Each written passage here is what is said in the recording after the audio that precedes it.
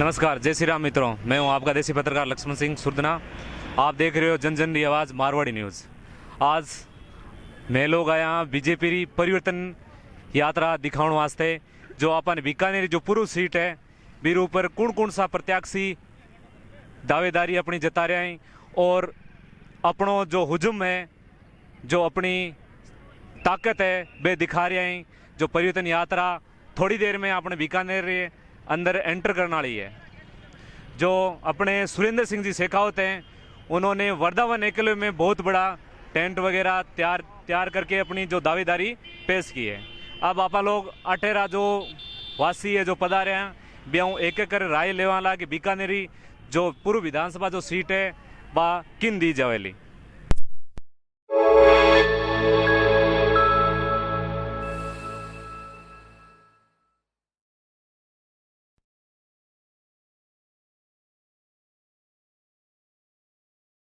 जे कि थे लोग देखने लाग रहे हो अपार सागे बीजेपी रा एक कार्यकर्ता जुड़े हैं। आप अभियान पूछा ला कि बीकानेर जो विधानसभा जो पूर्व सीट है वह यहाँ हिसाब किन मिलनी चाहिए। हाँ जी, बीकानेर विधानसभा सीट है वह थारे हिसाब किन मिलनी चाहिए। पूर्व विधानसभा सीट है वो नो डाउट भाजपा का गढ़ है और इस बार भाजपा के कार्यकर्ता को एक मौका मिलेगा, ऐसा मेरा मानना है।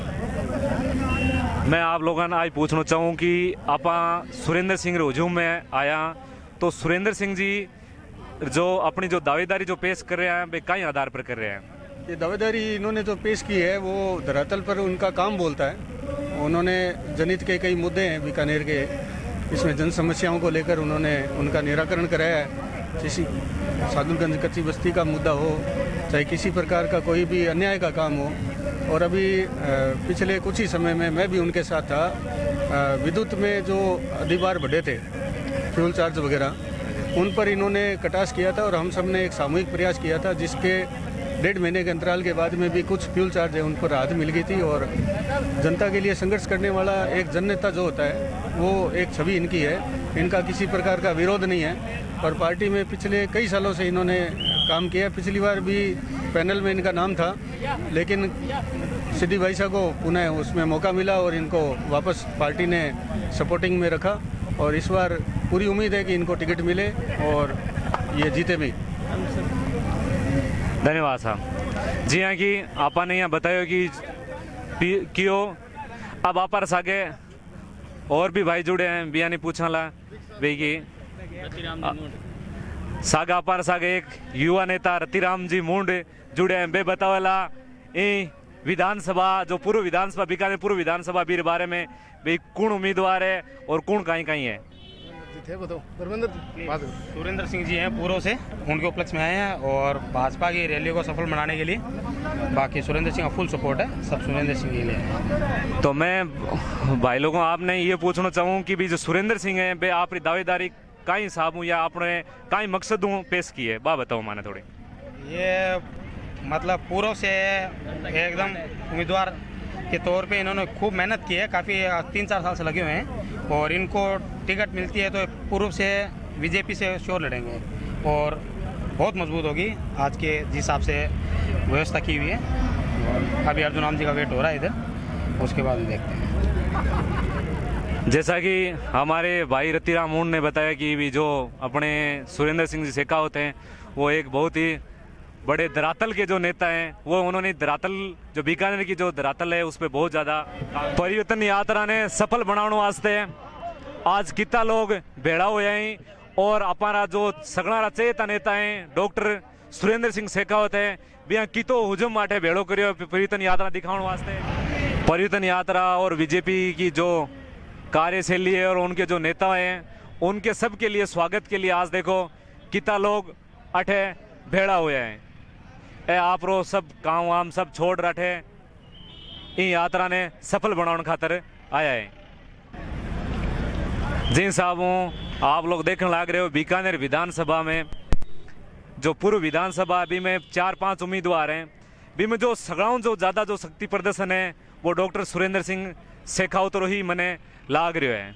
अब थोड़ी देर में आप लोग जो बाकी भी जो उम्मीदवार हैं पूर्व विधानसभा में बिहारी भी आप लोगों ने दिखा। सुरेंद्र सिंह री जो शक्ति प्रदर्शन है भी में कितना लोग पधारे आए और भी कहीं कहीं व्यवस्था करी है बा था लोगों ने अपन सागे एक और बीजेपी रा बहुत ही कमरठ और जुझारू कार्यकर्ता जुड़े अपन बतावेला बे की सुरेंद्र सिंह शेखावत इन धरातल पर बीजेपी वास्ते कहीं कहीं करियो। डॉक्टर सुरेंद्र सिंह जी बहुत ही जुझारू कार्यकर्ता है, गरीब के लिए, वंचित के लिए और आम नागरिक के लिए लड़ाइयाँ लड़ते रहते हैं, जूझते रहते हैं। हॉस्पिटल की समस्या हो, चिकित्सा की समस्या हो, पानी की समस्या हो, बिजली की समस्या हो, लोग आसानी से इनसे मिल सकते हैं। और इनके वर्कर बहुत है, अभी विधानसभा में बहुत वर्कर है, बढ़ चढ़ के काम करते हैं सर। आपका सर सुरेंद्र सिंह जी दूसरे एमएलए के मुकाबले बहुत ही सुलभ है मिलने के मामले में, और इनकी भाषा और मित्रता का जो व्यवहार है वो हमें इनकी तरफ खींच रहा है। इसलिए हम हमारे पूरे विधानसभा को पूर्ण रूप से परिवर्तन, पूर्व एमएलए से भी, वर्तमान एमएलए से भी परिवर्तन चाहते हैं और वैसे मतलब राज्य सरकार को भी परिवर्तन चाहते हैं। अच्छा, हमारे साथ में एक और बीजेपी के कार्यकर्ता राजेंद्र जी सारस्वत हैं। वे भी बतावेला कि सुरेंद्र सिंह ने ही क्यों टिकट मिलनी चाहिए, बाकी और ने क्यों नहीं। नमस्ते, मैं राजेंद्र सारस्वत गुजरात से स्पेशली यहाँ आया हूँ। सुरेंद्र सिंह जी बहुत अच्छे इंसान हैं और बहुत अच्छे पॉलिटिकल वर्कर हैं। हम उम्मीद करते हैं कि जो आगामी विधानसभा चुनाव आ रहे हैं तो ये बीकानेर पूर्व से एकदम प्रबल दावेदार है। इन्होंने जो सबसे बेटर जो आवाज़ उठा रखी है, ये जो आसपास की बीकानेर ईस्ट में जो कॉलोनियाँ हैं जो प्रॉपर्ली अभी तक सेट नहीं हुई है, उनके नियमीकरण के लिए ये जो लड़ाई लड़ रहे हैं वो बहुत ही काबिल तारीफ है। इससे क्या होगा कि जो भी वंचित है, गरीब तबके के लोग हैं, उनको अपना आश्रय मिलेगा। इसलिए ये सबसे महत्वपूर्ण इश्यू समझ रहे हैं इसके लिए हम लोग।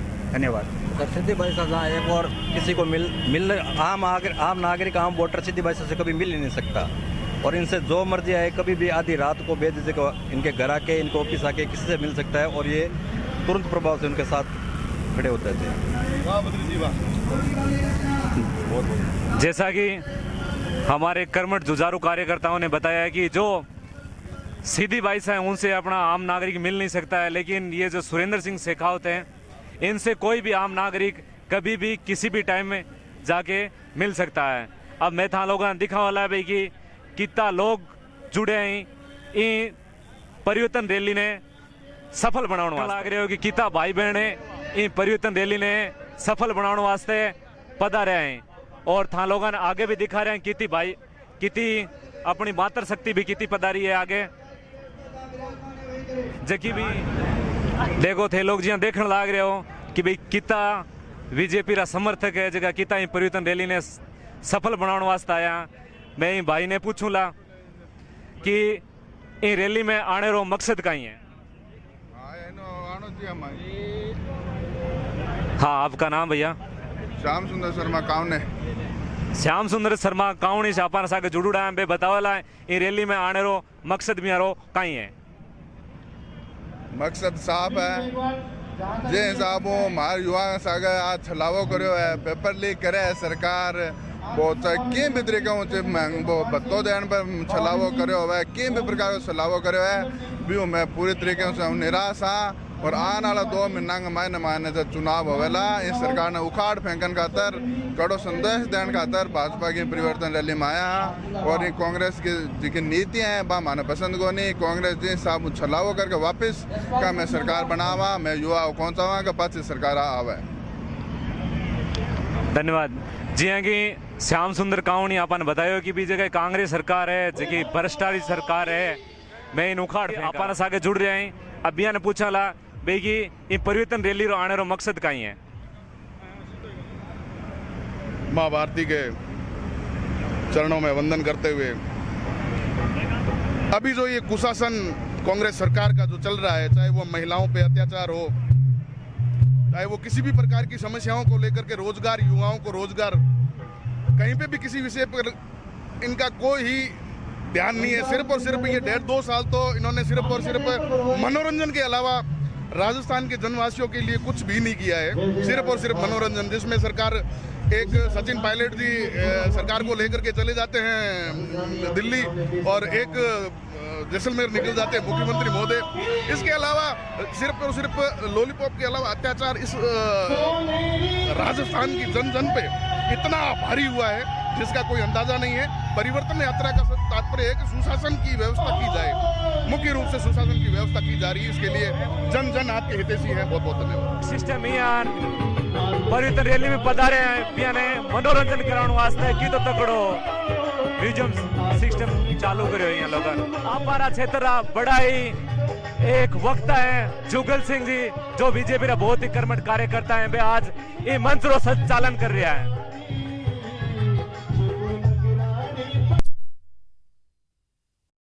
देख लाग रहे हो कि आपा सागे की मातर शक्ति और जुड़ी बे बतावेला भी परिवर्तन यात्रा में आने और मेरा मकसद कहीं हो।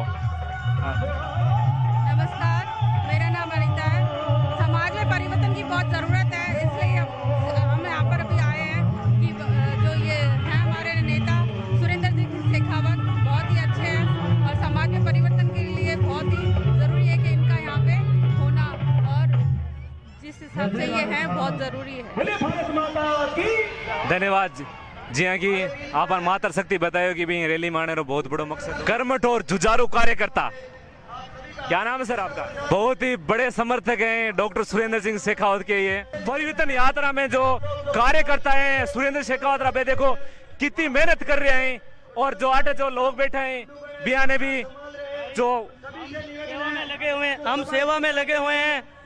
बस हमारा इतना ही कहना है, हम सबकी व्यवस्था में कर सके। भाई जी भाई बतायो कि मैं बस व्यवस्था कर सका और बाकी सब थे लोग इस डॉक्टर सुरेंद्र शेखावत ने वोट देर विजय बनाओला। परिवर्तन यात्रा लेर आप थे लोग बिहारी तैयारियां देख सको कि क्या जेसीबी खड़ी करी है बिहार आउन वास्ते, कितनी तगड़ी तैयारी करी है। आप परिवर्तन यात्रा थोड़ी देर में आड़े पधारने वाली है, तो बीन लेर देखो युवाओं में कितना उत्साह है। सभी समाजों को साथ लेकर चलने वाले सुरेंद्र सिंह शेखावत बहुत ही एक अच्छे कार्यकर्ता है भाजपा के, जो सभी समाज को साथ लेकर चलते हैं और ये सुचारू रूप से सेवा करते हैं और सभी की मदद करते हैं। सुरेंद्र सिंह बहुत बढ़िया अबार घड़ी युवा के लिए एक नंबर नेता है और फुल सपोर्ट टिकट मिलिया, फाइनल जीत है यानी। और किंग कहना चाहो सुरेंद्र सिंह बारे में? और वैसे एक नंबर है, जोरदार है। कभी रात फिर कहीं फोन करते भाई साहब क्या है किसी टाइम में भाई कठे ही हो बोले बड़ा क्या आज ये बात टिकट भी आते हुए बड़ी बड़ी है कि क्या रहा किसी टाइम फोन करे भाई तैयार है भाई तैयार है। जैसा कि थे लोग देखने लग रहे हो परिवर्तन यात्रा बीकानेर पहुंच चुकी है और आप 1-2 मिनट में यहाँ पर सुरेंद्र सिंह जी रो जो हुजूम है मेरे बीच पधारन वाली है।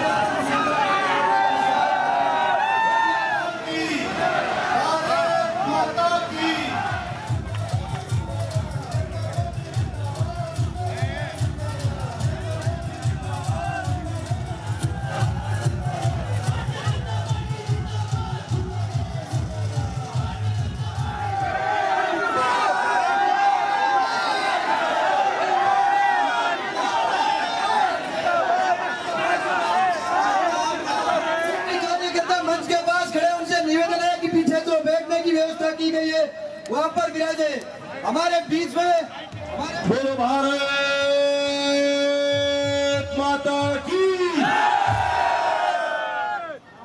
हमारे सुरेंद्र सिंह जी इतनी मनवार कर तो खर्चो कर मैंने भेड़ा के आने में जय बुलाओ लड़ाई माड़ी जय बोले कोई बीकानेर में पानी में कहीं करंट फूट गयो कि है करंट फूट गयो है करंट चेक करो दोनों हाथ ऊंचा करो एक बार फिर चेक करो मुट्ठी बंद करो और बोलो भारत माता की, भारत माता की, भारत माता की। मंच पर उपस्थित भारत सरकार के माननीय मोदी जी के मंत्रिमंडल में मेरे साथी, भारतीय जनता पार्टी के वरिष्ठ नेता और देश के कानून मंत्री आदरणीय अर्जुन राम मेघवाल जी,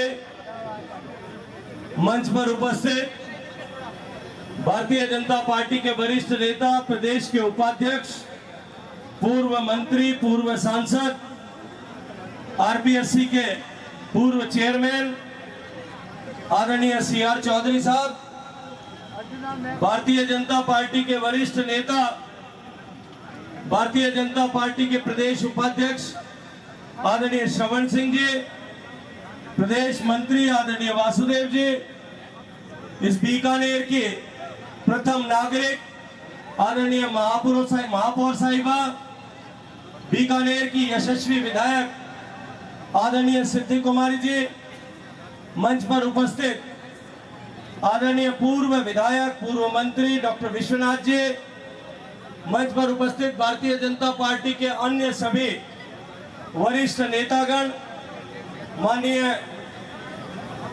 सारे जनप्रतिनिधिगण, पूर्व जनप्रतिनिधिगण, सभी पार्षद बंधु बहने और इस विशाल संख्या में इस छोर से उस छोर तक आए हुए सारे इस परिवर्तन की साक्षी को लेकर के, इस परिवर्तन के संकल्प में को लेकर के, भारतीय जनता पार्टी के परिवर्तन के संकल्प के सहभागी बनकर के इस अराजक सरकार को, इस अनाचारी सरकार को, इस भ्रष्टाचारी सरकार को उखाड़ फेंकने के लिए आए हुए सभी मेरे प्रिय बंधुओं, भाइयों, बहनों, पत्रकार मित्रों, मैं शीश आपके चरणों में रख करके इस संकल्प के साथ जुड़ने के लिए आपको प्रणाम करता हूं, आप सबका अभिनंदन करता हूं, आप सबका अभिवादन करता हूं, आप सबको नमस्कार करता हूं। नरेंद्र मोदी जिंदाबाद, जिंदाबाद, नरेंद्र मोदी जिंदाबाद। मित्रों, पिछले 5 साल, पिछले लगभग 9.5 साल से एक तरफ देश में माननीय नरेंद्र मोदी जी के नेतृत्व में सरकार काम कर रही, जिस सरकार ने एक तरफ गरीबों के जीवन में परिवर्तन लाने के लिए काम किया, 13.5 करोड़ लोगों को गरीबी की रेखा से बाहर निकालने का काम किया, गरीबों के जीवन में सामने खड़ी मूलभूत आवश्यकताओं की चुनौतियों को समाप्त किया, घर, बिजली, पानी, शौचालय, बैंक का खाता, गैस का चूल्हा, ये सब देकर के उनके जीवन के स्तर को ऊपर उठाने का काम किया। वहीं दूसरी ओर भारत का मान और सम्मान पूरे विश्व भर में एक बार फिर पुनः स्थापित करने का काम किया। जो उससे पहले के 10 साल में मनमोहन सिंह जी की यूपीए सरकार के समय की जो कालरात्रि थी, उस समय देश की जो दुर्दशा थी, हर पटल पर, हर परिप्रेक्ष्य में जिस तरह से भारत विफल हो रहा था, आर्थिक मोर्चे पर भारत को फ्रजाइल 5 में रखा गया था, सबसे कमजोर 5 अर्थव्यवस्थाओं। सामरिक मोर्चे पर हालात ये थे कि भारत जैसे विशाल देश की ऐसी प्रचंड और वीर सेना होने के बावजूद भी नेतृत्व की अकर्मण्यता के कारण से हमारे सैनिकों के सिर काट करके पड़ोसी दुश्मन देश ले जाते। आंतरिक सुरक्षा के हालात इतने बुरे थे कि नित्य प्रतिदिन भारत को कमजोर करने के लिए, आर्थिक रूप से कमजोर करने के लिए, भारत के लोगों को मनोवैज्ञानिक रूप से कमजोर करने के लिए और भारत के बहुसंख्यक हिंदू समाज को मानसिक रूप से चोट पहुंचाने के लिए हमारे धार्मिक आस्था केंद्रों पर हमले होते थे। कभी आर्थिक राजधानी मुंबई पर हमला होता था, कभी जम्मू के रघुनाथ मंदिर पर हमला होता था, कभी गांधीनगर अहमदाबाद के अक्षर मंदिर पर हमला होता था, कभी जयपुर के हनुमान मंदिर पर बम ब्लास्ट होता था। लेकिन सरकारें या तो मूक दर्शक बने हुए देखती थी या 2-4 सहानुभूति के शब्द बोल करके अपने कर्तव्य की इतिश्री कर लेती। भारत के हालात इतने खराब थे कि भारत में भ्रष्टाचार जिस तरह से फैल रहा था, धरती के अंदर कोयले से लेकर के आकाश में तरंगों तक जिस तरह से भ्रष्टाचार हुआ था, 12 लाख करोड़ रुपए का घोटाला जिस तरह से हुआ, उसके चलते हुए जनता का विश्वास इस लोकतांत्रिक व्यवस्था पर से समाप्त हो गया था। जिस लोकतांत्रिक व्यवस्था को हमने लाखों लोगों की कुर्बानी के बाद में अर्जित किया था, जिस लोकतांत्रिक व्यवस्था को प्राप्त करने के लिए हंसते हंसते अनेक लोगों ने सीने पर गोलियां खाई थी, फांसी के फंदों पर झूल जाना स्वीकार किया होगा, कोल्हू में बैल की तरह, वीर सावरकर की तरह जुट जाना स्वीकार किया होगा, तब जाकर के जो देश आजाद हुआ था, जो लोकतंत्र में मिला था, उस लोकतंत्र से देश के लोगों का विश्वास डगमगा रहा था। उस विश्वास को पुनः स्थापित करने का काम माननीय नरेंद्र मोदी जी की सरकार ने किया। और दूसरी तरफ राजस्थान जो पिछले 2013 से 18 के शासनकाल में आदरणीय वसुंधरा जी के नेतृत्व में जिस गति के साथ में आगे बढ़ रहा है, इस डबल इंजन की सरकार के होते हुए राजस्थान प्रगति के हर पैमाने पर देश के शीर्ष प्रदेशों की श्रृंखला में सूचीबद्ध था।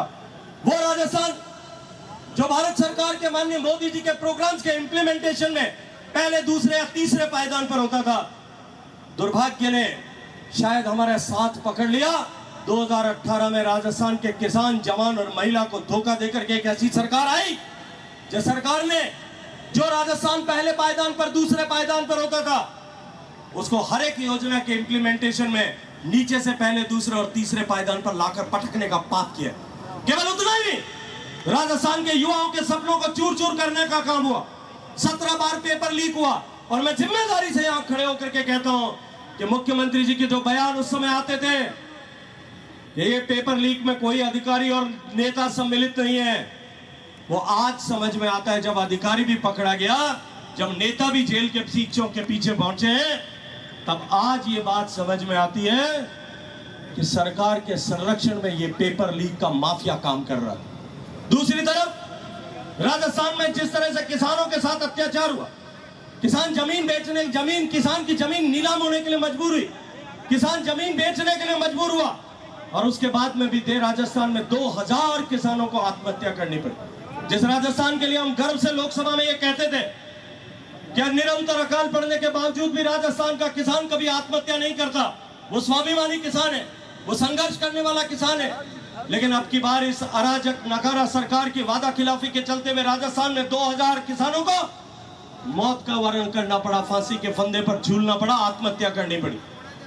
किसान को आज जिस बदहाल हालात में राजस्थान में छोड़ा गया, एक तरफ राम रूस गया, बरसात न होने के कारण से साउन खेती सारी जल करके राख हो गई, दूसरी तरफ सरकार के द्वारा बिजली वादा किए गए 6 घंटे का नहीं दिए जाने के कारण से सिंचित क्षेत्र का किसान खून के आंसू रोने के लिए मजबूर हुआ है।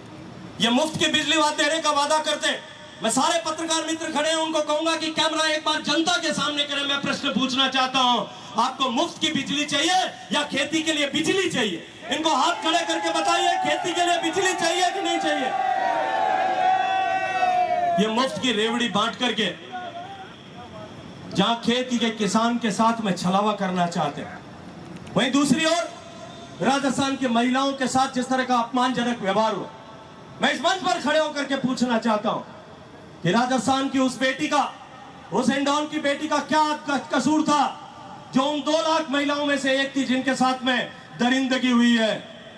पहले उसके साथ 5-5 दरिंदों ने दरिंदगी की, उसके साथ में बलात्कार किया, उसके बाद में गला दबा करके मारने की कोशिश की, तड़पती हुई देख करके जब जान नहीं निकल रही थी तो बंदूक की गोली उसके सीने में उतारी गई, और उसके बाद में भी जब उसके प्राण नहीं निकले तो तेजाब मुंह पे डाल करके उसको कुएं में फेंक दिया गया। उसकी हर एक चीत्कार, उसके दर्द का, उसके मुंह से निकले हुए हर एक और उसके परिजनों से के आंखों से निकले हुए हर एक आंसू, और उन 2 लाख बहुओं, बेटियों और माओं के साथ में जो अनाचार हुआ है, उस हर एक माँ के आंख से निकलने वाले आंसू और हर एक बेटी की निकलने वाली चीख और दर्द से हम सबको संकल्प लेना होगा।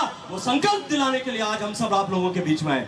मैं अभिनंदन करना चाहता हूं कि आप इतनी बड़ी संख्या में उस संकल्प के साथ में जुटे और दोपहर में 4 बजे से यहां बैठे हैं।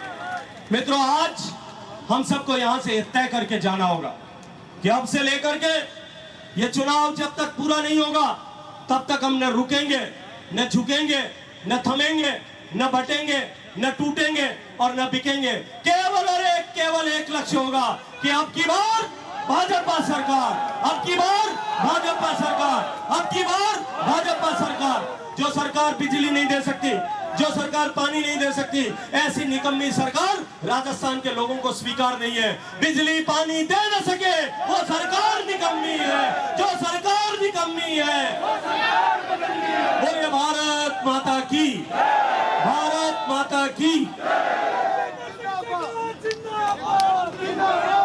हमारे लोक लाडले सांसद और केंद्र में कानून मंत्री अर्जुन मेघवाल जी अपनी बात रखेंगे, उसके बाद में कार्यकर्ता माला पहनाएंगे। देखिए, बात गजेंद्र सिंह जी ने रख दी है, हम इंडोर्स करते हैं कि इस सरकार को बदलना है जो राजस्थान में कांग्रेस की सरकार है। अभी कभी कभी अशोक गहलोत जी कहते हैं कि मैं तो कुर्सी छोड़ना चाहता हूं, लेकिन कुर्सी मुझे छोड़ नहीं रही। इसका मतलब ये हुआ कि अब की बार जो चुनाव है उस चुनाव में आप वोट की चोट से इस अशोक गहलोत की कुर्सी को तोड़ दो। जब छोड़ ही नहीं रहा तो तोड़ दो, और क्या है। बोलिए भारत माता की, भारत माता की। कार्यकर्ता साथी आ जाएं, सारे प्रमुख कार्यकर्ता आ जाएं, माला पहनाकर माननीय केंद्र थोड़ा पीछे हो जाएं। सारे प्रमुख कार्यकर्ता साथी आ जाएं, माला पहना से सभी कार्यकर्ता साले की होली में जो अपना प्रमुख कार्यक्रम है वहां पधारेंगे। सभी प्रमुख कार्यकर्ता